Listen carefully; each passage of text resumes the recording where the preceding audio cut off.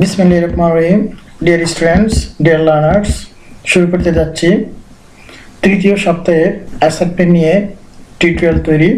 Dear student, আমি আজকে দেখাবো নবম শ্রেণীর অথবা ক্লাস 9-এর তৃতীয় সপ্তাহের কিভাবে সকল সাবজেক্টের অ্যাসাইনমেন্ট তৈরি করবেন। ডিয়ার স্টুডেন্টস, ডিয়ার লার্নার্স, বরাবরের মতো প্রতি সপ্তাহের অ্যাসাইনমেন্ট নিয়ে টিউটোরিয়াল তৈরি করি। ডিয়ার স্টুডেন্টস, ডিয়ার লার্নার্স, তাই আমার চ্যানেলে সাবস্ক্রাইব করুন পরবর্তী সপ্তাহের অ্যাসাইনমেন্ট পেতে।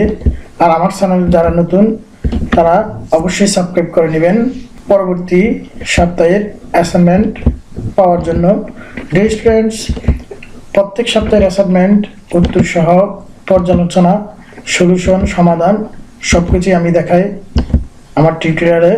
ডিয়ার স্টুডেন্ট, যে সাবজেক্টগুলোর অ্যাসাইনমেন্ট তৈরি করবেন, ডিয়ার স্টুডেন্টস, আমাদের সাবজেক্ট হচ্ছে রসায়ন, বাংলাদেশের ইতিহাস ও বিশ্ব সভ্যতা, ব্যবসা উদ্যোগ। এই তিন সাবজেক্টের অ্যাসাইনমেন্ট কীভাবে তৈরি করবেন এখন দেখাবো।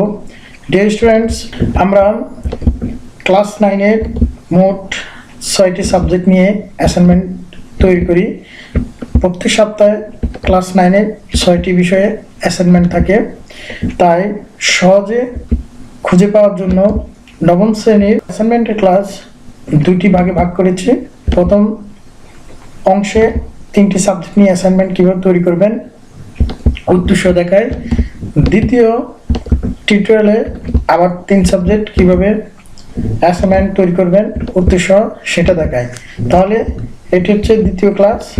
দ্বিতীয় ক্লাসে রসায়ন, বাংলাদেশের ইতিহাস ও বিশ্ব সভ্যতা, ব্যবসা উদ্যোগ, এই 3 সাবজেক্টের অ্যাসাইনমেন্ট কীভাবে তৈরি করবেন এখন দেখাবো। ডিয়ার স্টুডেন্টস, প্রথম দেখো রসায়ন। ডিয়ার স্টুডেন্টস, রসায়নের মাত্র একটি প্রশ্ন, তবে প্রশ্নটি খুবই সৃজনশীল। তোমাকে তোমার মেধা খাটিয়ে উত্তরটি দিতে হবে। তবে প্রশ্ন উদ্দীপকে লেখা আছে 1 থেকে 36 পর্যন্ত মূল ও বিশিষ্ট পর্যায়ে সারণী তৈরি করে বিভিন্ন রঙের মাধ্যমে ক্ষার ধাতু, মৃত্তিকার ধাতু, মুদ্রা ধাতু, হ্যালোজেন, নিষ্ক্রিয় গ্যাস অবস্থার ধাতুসমূহ চিহ্নিত করো। ডিয়ার স্টুডেন্টস, তাহলে আমরা দেখছি আমাদের একটি পর্যায় সারণী তৈরি করতে হবে। ওই পর্যায় সারণী থেকে রঙের মাধ্যমে ক্ষার ধাতু, মৃত্তিকার ধাতু, মুদ্রা ধাতু, হ্যালোজেন, নিষ্ক্রিয় গ্যাস অবস্থার ধাতুসমূহ চিহ্নিত আমাদের করতে হবে। ডিয়ার স্টুডেন্টস, তার আগে আমরা দেখে নিই কভার পেজ, আমাদের মূল পেজ বা যে পেজ আমাদের নাম কি থাকবে সেটা আমি দেখিয়ে দিচ্ছি। আমাদের অ্যাসাইনমেন্টের শিরোনামে হবে মূল বিশিষ্ট পর্যায় সারণী তৈরি এবং রঙের মাধ্যমে ক্ষার ধাতু, মৃত্তিকার ধাতু, মুদ্রা ধাতু, হ্যালোজেন ধাতু সমূহ চিহ্নিতকরণ। আমরা এই শিরোনামে রসায়নের অ্যাসাইনমেন্ট তৈরি করব। ডিয়ার স্টুডেন্ট, তারপরে তোমাদের বিদ্যালয়ের নাম লিখবে, তারপরে তোমাদের নাম লিখবে, তারপরে বিষয় লিখবে রসায়ন। ডিয়ার স্টুডেন্ট, তারপরে আমরা শ্রেণী লিখব, তারপরে আমাদের নাম্বার লিখব, শাখা লিখব। আর যেহেতু তৃতীয় সপ্তাহ 14 তারিখ থেকে শুরু হয়, তোমাদের অ্যাসাইনমেন্ট যেহেতু অনেক সময় 14 তারিখ লিখতে পারো, অথবা 15 তারিখে তোমাদের অ্যাসাইনমেন্ট দিতে পারে, 15 তারিখে লিখতে পারো, অথবা তোমার বিদ্যালয়ে যে তারিখ দিতে বলবে ওই তারিখ লিখবে। ডিয়ার স্টুডেন্ট, অতি উত্তম ভালো অগ্রগতি প্রয়োজন। এই অপশনটি তোমরা লিখলে ভালো, না লিখলে সমস্যা নাই, এটি টিচার লিখবে। ডিয়ার স্টুডেন্ট, এখন আমরা পর্যায় সারণী, আমরা বইয়ের 63 নম্বর পেজে এই পর্যায় সারণী দেখছি। আমরা 1 থেকে 36টি পর্যায় সারণী আমরা লিখব। আমরা এখান থেকে সাহায্য নিয়ে লিখতে পারি, অথবা 62 নম্বর পেজে আমরা পর্যায় সারণী দেখেছি, ওটা ওল্ড সিস্টেম বা পুরাতন সিস্টেমের। আধুনিক পর্যায় সারণী ভাবে আমরা এখান থেকে পর্যায় সারণী দিয়ে পর্যায় সারণী তৈরি করব। ডিয়ার স্টুডেন্ট, তাহলে এই পেজের হেল্প নিয়ে আমরা পর্যায় সারণী তৈরি করব। ডিয়ার স্টুডেন্ট, তারপর আমাদের বলছে ক্ষার ধাতু, মৃত্তিকার ধাতু, মুদ্রা ধাতু, হ্যালোজেন, নিষ্ক্রিয় গ্যাস অবস্থার ধাতুসমূহ চিহ্নিত করার। আমরা ক্ষার ধাতু, মৃত্তিকা ধাতু কি, ক্ষার ধাতু কি, মুদ্রা ধাতু, এগুলো কিভাবে বের করে এখানে স্পষ্টভাবে বলা আছে। আমরা এখান থেকে হেল্প নিয়ে এই অ্যাসাইনমেন্ট তৈরি করতে পারি। ডিয়ার স্টুডেন্ট, তাহলে আমি দেখিয়ে দিচ্ছি কিভাবে আমরা রসায়নের এই অ্যাসাইনমেন্টটি কাজ করবো, এই অ্যাসাইনমেন্টটি তৈরি করবো। ডিয়ার স্টুডেন্ট, এখন আমরা চলে যাচ্ছি নেক্সট সাবজেক্ট, বাংলাদেশের ইতিহাস ও বিশ্ব সভ্যতা। ডিয়ার স্টুডেন্ট, বাংলাদেশ ইতিহাস ও বিশ্ব সভ্যতা মাত্র একটি প্রশ্ন, তবে এই প্রশ্নটির আলোকে অনেকগুলো বিশ্লেষণ আসবে। এখানে বলছে তুলনামূলক বিশ্লেষণ করো প্রাচীন ও মধ্যযুগের গুরুত্বপূর্ণ রাজবংশ ও শাসন ব্যবস্থার এক তুলনামূলক বিশ্লেষণ করো। স্টুডেন্ট, প্রাচীন ও মধ্যযুগের গুরুত্বপূর্ণ রাজবংশ, অনেকগুলো রাজবংশ আছে, এই সবগুলো রাজবংশ আমাদেরকে লিখতে হবে, লিখে বিশ্লেষণ করতে হবে। তাহলে অনেক বড় একটা প্রশ্ন আমাদেরকে অ্যাসাইনমেন্ট তৈরি করতে হবে। আবার তাদের শাসন ব্যবস্থা তুলে ধরতে হবে, আবার তাদের শাসন ব্যবস্থাকে আমরা তুলনামূলক করতে হবে যে প্রাচীন সময় শাসন ব্যবস্থা কেমন ছিল, মধ্যযুগীয় শাসন ব্যবস্থা কেমন ছিল, কি প্রাচীন সময় ভালো ছিল না মধ্যযুগী ভালো ছিল, এরকম একটা তুলনা করে তোমাকে লিখতে হবে। স্টুডেন্ট, তাহলে আমরা দেখি, এর আগে দেখি আমরা কিভাবে কভার পেজ তৈরি করব। কভার পেজের শিরোনাম হবে প্রাচীন ও মধ্যযুগের গুরুত্বপূর্ণ রাজবংশ ও শাসন ব্যবস্থার তুলনামূলক বিশ্লেষণ। স্টুডেন্ট, তারপরে বিদ্যালয়ের নাম লিখবে, তারপরে তোমাদের নাম লিখবে, তারপরে আমরা লিখব বাংলাদেশের ইতিহাস ও বিশ্ব সভ্যতা। বাংলাদেশের ইতিহাস ও বিশ্ব সভ্যতা। স্টুডেন্ট, তারপর আমরা লিখব শ্রেণী, আমাদের শ্রেণীর নাম লিখব, তারপরে আমাদের রো নাম্বার লিখব, শাখা লিখব, তারপরে আমাদের তারিখ লিখব। স্টুডেন্ট, যে তারিখে তোমরা অ্যাসাইনমেন্ট নিচ্ছ ওই তারিখ লিখতে পারো, অথবা তৃতীয় সপ্তাহের অ্যাসাইনমেন্ট শুরু হচ্ছে 14 তারিখ থেকে, তোমরা 14 তারিখ লিখতে পারো। অতি উত্তম, উত্তম, ভালো, অগ্রগতি প্রয়োজন, এই অপশনটি লিখলে সমস্যা নাই, না লিখলেও সমস্যা নাই। স্টুডেন্ট, এটি টিচার লিখবে, শ্রেণী শিক্ষক লিখবে। স্টুডেন্ট, তাহলে আমরা চলে যাচ্ছি প্রাচীন ও মধ্যযুগের গুরুত্বপূর্ণ রাজবংশ শাসন ব্যবস্থার একটি তুলনামূলক বিশ্লেষণ করা। স্টুডেন্ট, রাজবংশগুলো আমাদের বইতে 34 নম্বর পেজে এবং 33 নম্বর পেজে অনেকগুলো রাজবংশ আছে। আমরা প্রত্যেকটা রাজবংশ লিখে আমরা গুরুত্বপূর্ণ 5 লাইন অথবা 6 লাইন আমরা লিখব প্রত্যেকটা রাজবংশের এগেইনস্টে। তবে রাজবংশে অবশ্যই থাকতে হবে তাদের শাসন ব্যবস্থা থাকতে হবে, এবং ওই শাসন ব্যবস্থা কতটুকু ভালো আমাদের লিখতে হবে। প্রাচীন যুগ ও মধ্যযুগের মধ্যে কিছু একটা তুলনা করতে হবে, কোন যুগটা ভালো ছিল কোন যুগটা খারাপ ছিল, এই সামান্যতম তুলনা করে লিখলে হয়ে যাবে।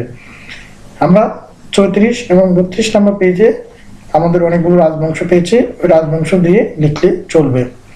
স্টুডেন্ট, তারপরে আমরা দেখেছি যে আমাদের এই পরবর্তী ইলিয়াস শাহ বংশের শাসন, ইলিয়াস শাহ বংশের শাসনের এই পেজে আমরা ইলিয়াস শাহ সম্পর্কে, তার রাজবংশ সম্পর্কে আমরা লিখতে পারি। এই পেজে আমরা দেখছি চন্দ্র বংশ আছে, সেন বংশ আছে, তারপরে বীর ভূঁইয়া বংশ আছে। স্টুডেন্ট, তারপরে আমরা দেখছি 77 নম্বর পেজে আমরা দেখেছি মুঘল শাসক সুবাদারি ও নবাবী আমল আছে। আবার আমাদের 76 নম্বর পেজে আমরা দেখেছি, 77 নম্বর পেজে দেখছি অনেকগুলো আমাদের রাজবংশ শাসন আমল ছিল। আমরা এগুলো সম্পর্কে 2-3 সেন্টেন্স লিখব। অবশ্যই লেখার সময় তাদের শাসন ব্যবস্থা কেমন ছিল আমাদের লিখতে হবে। প্রাচীন যুগ এবং মধ্যযুগের শাসন আমলের মধ্যে আমাদের একটু তুলনা করতে হবে কোনটা ভালো ছিল কোনটা খারাপ ছিল। তারপর 78 নম্বর পেজে আমরা কিছু রাজবংশ পাবো, ওইখান থেকে আমরা লিখতে পারি। স্টুডেন্ট, তাহলে আমরা দেখেছি কিভাবে বাংলাদেশ ও বিশ্ব সভ্যতার অ্যাসাইনমেন্ট তৈরি করবে। স্টুডেন্ট, এখন আমরা দেখাবো ব্যবসা উদ্যোগ। স্টুডেন্ট, ব্যবসা উদ্যোগ হচ্ছে আমাদের কমার্সের বা বিজনেস স্টাডিজের সাবজেক্ট। স্টুডেন্ট, এখানে আত্মকর্মসংস্থান কি আমাদেরকে বলছে লেখার জন্য, প্রশ্ন করেছে। আবার এক মালিকানা ব্যবসার 5টি উপযুক্ত ক্ষেত্রের নাম লিখো। এক মালিকানা ব্যবসা তার মানে কি, যে ব্যবসার একজন মালিক, ওই মালিকের এরকম 5টি ক্ষেত্র, যে এক মালিকানা ব্যবসা কি কি, এগুলো 5টি ক্ষেত্র দেখার জন্য। চুক্তি অংশীদারি ব্যবসার মূল ভিত্তি, 5টি বাক্য উত্তর লেখার জন্য বলছে কপিরাইট কাকে বলে। স্টুডেন্টস, আমরা এই উত্তরগুলো বই থেকে পেয়েছি, আমরা দেখিয়ে দিচ্ছি কিভাবে উত্তরগুলো লিখবে। ডিয়ার স্টুডেন্ট, তাহলে আমরা দেখি নবম শ্রেণীর কভার পেজ কি হবে।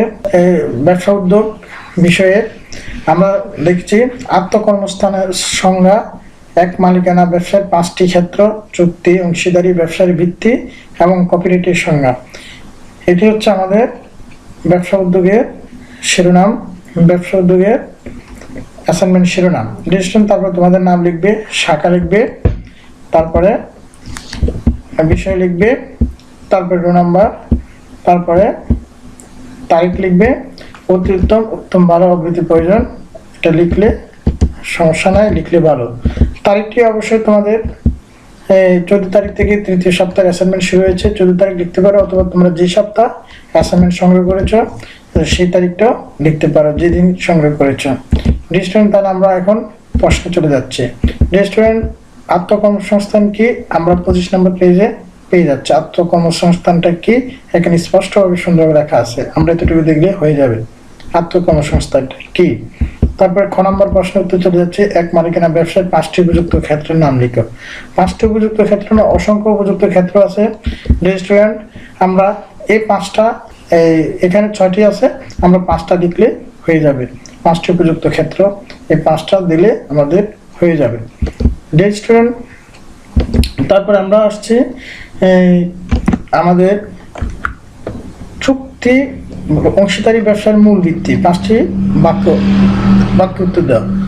চুক্তি অংশীদারি ব্যবসার মূল ভিত্তি, এখানে 1, 2, 3, 4, 5, এই 5টা দিলেই আমাদের চুক্তি অংশীদারি ব্যবসার মূল ভিত্তি হয়ে যাবে। তবে 5টি বাক্য লিখতে বলেছে, আমরা একটু সংক্ষেপে। 1 নম্বরে হয়তো আমরা 2টি সেন্টেন্স লিখবো, 2 নম্বরে 2টি, 3 নম্বরে 2টি সেন্টেন্স, 4 নম্বরে 2টি সেন্টেন্স, 5 নম্বরে 2টি সেন্টেন্স লিখলে হয়ে যাবে। রেস্টুরেন্ট, তাহলে চুক্তি অংশীদারি ব্যবসার মূল ভিত্তি, আমরা এটা বই থেকে পেয়েছি, বই থেকে লিখলে হয়ে যাবে। রেস্টুরেন্ট, এখন হচ্ছে কপিরাইট কাকে বলে। রেস্টুরেন্ট কপিরাইট, আমরা বইতে দেখছি 67 নম্বর পেজ, 68 নম্বর পেজে কপিরাইটের কথাটা লেখা আছে। রেস্টুরেন্ট কপিরাইট কাকে বলে শুধু আমরা এই লাল দাগ দেওয়া এখান থেকে শুরু করে এতটুকু পর্যন্ত লিখলে আমাদের কপিরাইট কি সংজ্ঞাটা হয়ে যাবে, কপিরাইট সম্পর্কে আমাদেরকে বলা হয়ে যাবে।